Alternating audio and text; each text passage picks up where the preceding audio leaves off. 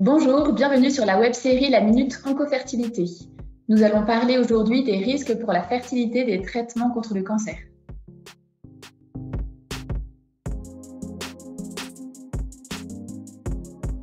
Vous savez qu'il ne faut pas de grossesse pendant les traitements de chimiothérapie ou de radiothérapie.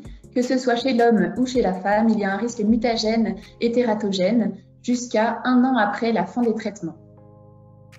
Lorsqu'une chirurgie est nécessaire, à titre d'ablation d'un ovaire ou d'un testicule, il y a un risque de diminution du capital folliculaire ou spermatique et dans certains cas un risque aussi de récidive sur la gonade contralatérale et il faut penser à préserver la fertilité. La chimiothérapie va être plus ou moins gonadotoxique selon les traitements utilisés, qui sont souvent des polychimiothérapies, et selon les doses.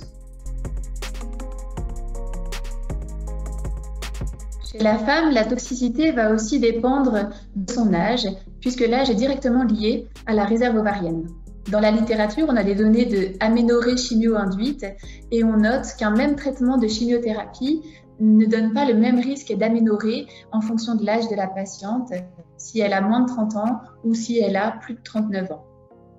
Parmi les chimiothérapies les plus gonadotoxiques, retenez les agents alkylants à haute dose qui sont utilisés par exemple dans les conditionnements pré-greffe de moelle osseuse. Les protocoles avec procarbazine, utilisés dans le traitement du lymphome hodgkinien par exemple, sont également à haut risque d'aménorrhée chimio-induite. Chez la femme, les ovaires sont très sensibles à la radiothérapie selon la dose, le fractionnement et l'âge de la patiente encore une fois. L'insuffisance ovarienne est quasi constante, au-delà de 15 Gray au niveau des ovaires. L'utérus va être fragilisé par les traitements de radiothérapie. À partir de 14 Gray, on observe une diminution de la vascularisation du myomètre et donc de son élasticité. Un risque de difficulté d'implantation embryonnaire qui se traduit par des fausses couches à répétition, une augmentation du risque de prématurité et de retard de croissance intra-utérin. Chez la femme, le temps qui passe est aussi une perte de chance. Le stock est définitif et génétiquement déterminé des cellules germinales qui sont formées au cours de la vie fœtale et la quantité de ces follicules intra-ovariens va chuter progressivement de la naissance à la ménopause.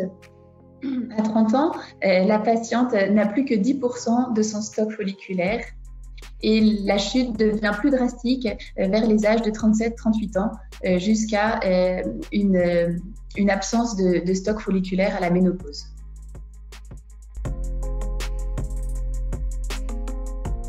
Chez l'homme, les traitements de chimiothérapie sont également agressifs sur la spermatogénèse. Retenons les alkylants à haute dose qui sont responsables d'une azoospermie prolongée.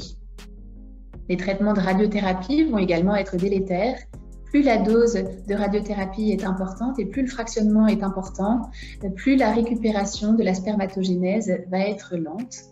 Évidemment, les chimiothérapies associées à des radiothérapies vont être d'autant plus délétères. 2 ans après la fin d'une radiothérapie, on a encore des lésions de l'ADN spermatique.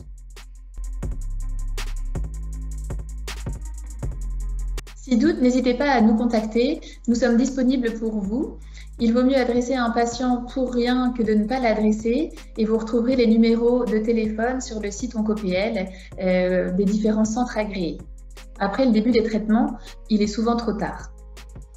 Merci d'avoir écouté cette série. Ne manquez pas les autres épisodes qui sont déjà disponibles sur le site OncoPL.